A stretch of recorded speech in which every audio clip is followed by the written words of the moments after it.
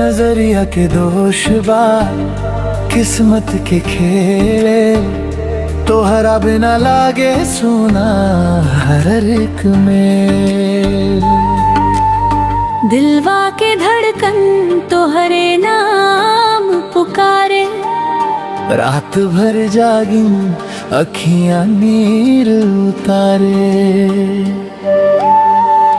नजरिया के दोष बा दिलवा के शोर बा, तू दूर भइला से सांसियों कमजोर बा। नजरिया के दोष बा रूहवा के शोर बा, तोहरा बिना सजना जीवन बेजोर बा।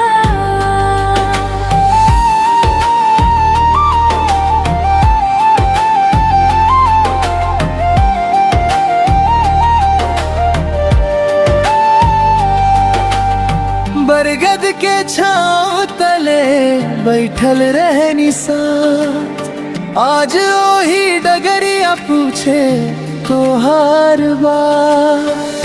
चिट्ठी में लिखल सपना उड़ गल हवा, टूटल भरोसा बनला अखियन के दवा।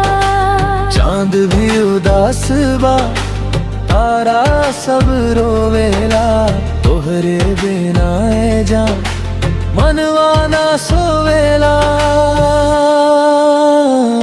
नजरिया के दोष बा दिलवा के चोर बा, तो दूर भइला से सांसियों कमजोर बा।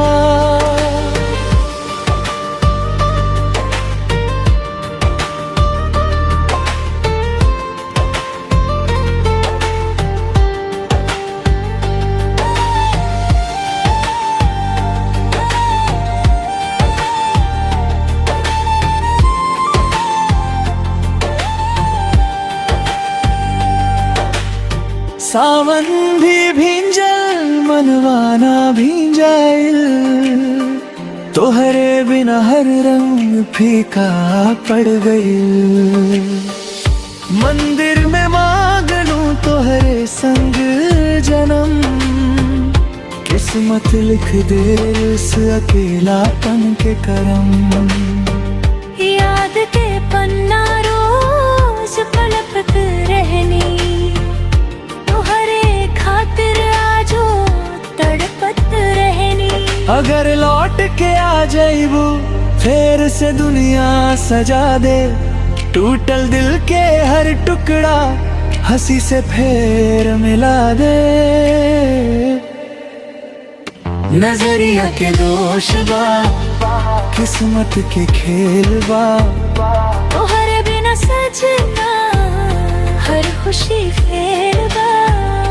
नजरिया के दोष बा प्यार ना कम बा, मरते दम तक तुम्हारे नाम ही दम बा।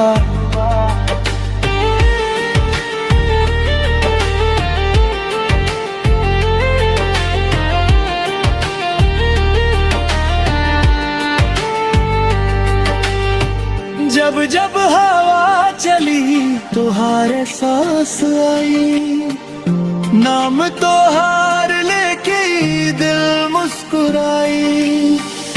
अगर न मिलो है जन्म में सनम, अगला